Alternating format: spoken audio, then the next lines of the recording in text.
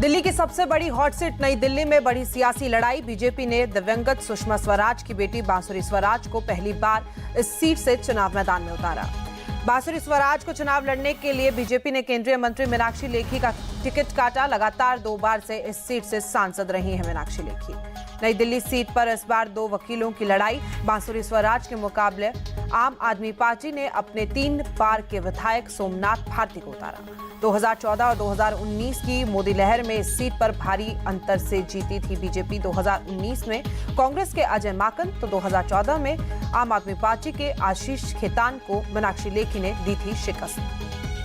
पिछले दोनों चुनावों में आम आदमी पार्टी के चलते बिगड़ा था कांग्रेस का खेल। कांग्रेस के पारंपरिक वोट बैंक में आम आदमी पार्टी ने लगाई थी सेंध। इस बार गठबंधन में 7 चुनाव लड़ रहे हैं दोनों दल। दिल्ली के सबसे पुराने निर्वाचन क्षेत्र में पहली बार 1952 में हुआ था चुनाव। पहली बार किसान मजदूर प्रजा पार्टी तो दूसरी बार कांग्रेस के टिकट पर जीतकर संसद पहुंची थी देश की पहली महिला मुख्यमंत्री सुचेता कृपलानी। दिल्ली के इस हाई प्रोफाइल सीट पर बीजेपी और कांग्रेस में अब तक बराबरी का मुकाबला। अब तक हुए 19 चुनाव और उपचुनाव में दोनों पार्टियों को मिली 7 सीटें। भारतीय जनसंघ ने भी 2 बार इस सीट पर झंडा गाड़ा। एक बार बलराज मंडोक और एक बार मनोहर लाल सोंधी जीते। जनता पार्टी के खाते में भी 2 बार गई नई दिल्ली की सीट।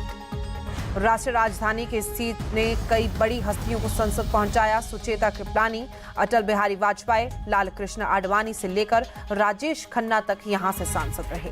लगातार 2 बार इस सीट से सांसद रहे अटल बिहारी वाजपेयी 1977 और 1980 के चुनाव में जनता पार्टी के टिकट पर चुनाव जीते थे। अटल बिहारी वाजपेयी के बाद लाल कृष्ण आडवाणी भी इस सीट से संसद पहुंचे। 1980 में आडवाणी ने पहली बार नई दिल्ली में कमल खिलाया।